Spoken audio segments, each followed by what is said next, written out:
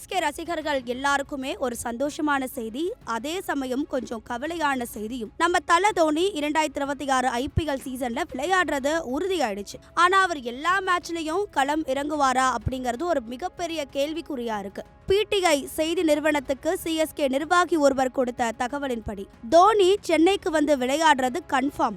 ஆனா அவர் மொத்தமா இருக்கிற 14 லீக் போட்டிகளிலுமே விளையாடுவாரான்றது இப்போதைக்கு சொல்ல முடியாதுன்னு சொல்லியிருக்காரு. இதுக்கு முக்கிய காரணம் ராஜஸ்தான் ராயல்ஸ் அணியில இருந்த ட்ரேடிங் முறையில சிஎஸ்கேவுக்கு வந்திருக்கிற சஞ்சு சாம்சன், ஜடேஜா மற்றும் சாம் கரனை கொடுத்துட்டு சஞ்சு சாம்சனை சிஎஸ்கே வாங்கி இருக்கு. தோனியை தவிர சஞ்சு சாம்சன், உர்வில் பட்டேல், கார்த்திக் சர்மான்னு இன்னும் 3 விக்கெட் கீப்பர்கள் இப்போ சிஎஸ்கே அணியில இருக்காங்க.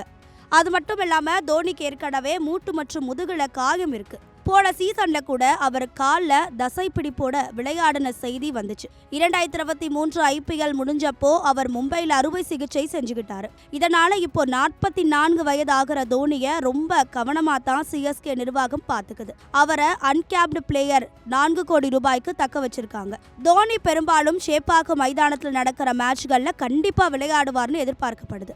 ஏன்னா சென்னை ரசிகர்கள் முன்னாடி அவர் பேட்டிங் ஆட வரது தான் அவங்களுக்கு திருவிழா மாதிரி. போன சீசன்ல சிஎஸ்கே கடைசி இடத்தை பிடிச்சு ஏமாற்றம் கொடுத்தாலும் இந்த முறை ருத்ராஜ் கேக்வாட் தலைமையில கலக்குவாங்கன்னு நம்பலாம். சோ தல தோனியோட தரிசனம் கிடைக்குமான்னு காத்துக்கிட்டு இருக்கிற ரசிகர்களுக்கு அவர் எல்லா மேட்சும் ஆடலனாலும் முக்கியமான மேட்ச்கள்ல மாஸ் காட்டுவாரு அப்படிங்கிறது மட்டும் உறுதி.